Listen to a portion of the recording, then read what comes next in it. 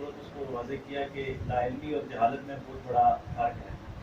तो इससे अगले स्टेप पे आ जाते हैं कि इल्म कहाँ तक हासिल करना ज़रूरी है, नॉलेज कहाँ तक होना चाहिए और कहाँ तक नहीं होना चाहिए।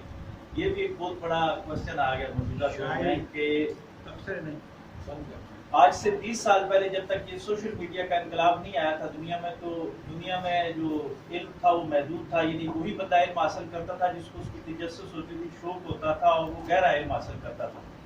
तो इसका नुकसान ये हुआ कि ज़्यादा मालूमात तो आ गई लेकिन वो जो पुख्ता इल्म था वो ख़त्म हो गया। लोग सुनी सुनाई बात को बहुत आगे तक लेके जा रहे हैं।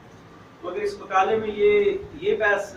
थोड़ी सी क्लियर हो जाती है कि कहाँ तक हमें इल्म हासिल करना चाहिए और कौन से इल्म से हमें इग्नोरेंस करनी चाहिए, तो फिर शायद इसके जो असरात हैं हम सब बेहतर अंदाज से लेके जाते हैं। मैंने जब टाइटल पढ़ा तो मुझे बड़ी खुशी थी कि इस हवाले से हम कुछ लेके जाएंगे। तो लाइल्मी के हवाले से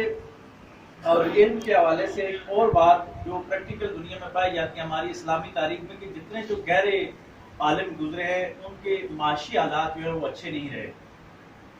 जबकि दूसरी तरफ जो लोग कम पढ़े लिखे थे जिन्होंने एक किसी स्पेसिफिक फील्ड में अपना नालेज हासिल किया और उसके बाद वो दौलत कमाने में लगे तो वो माशी तौर पे मजबूत हो गए। इस्लामी तारीख में एक बहुत बड़ा नाम है हजरत अली करमुल्लाह वजहुल करीम। आपसे ये सवाल पूछा गया कि दूसरी तरफ जो अमीर शाम है उनका दस्तरखान बहुत वसी होता है और आपके दस्तरखान पे इल्म और इरफान के तो बड़े मोती होते हैं, लेकिन जो खाने पीने की अशिया है इस हवाले से तंगदस्ती पाई जाती है। तो आपने साहिल को ये जवाब दिया कि अल्लाह तबारक व तआला जिनके अज़ान को अमीर कर देता है, जिनके अज़ान को बलूगत अता कर देता है, उनको मादी तौर पे वो कमजोर कर देता है, क्योंकि तकसीम उसकी होती है, किसी को वो ज़हनी तौर पे बालग करता है, किसी को मादी तौर पे अता करता है। लेकिन बहुत कम लोग ऐसे हुए हैं जो दोनों तरफ, जिनको अल्लाह तबारक व तआला ने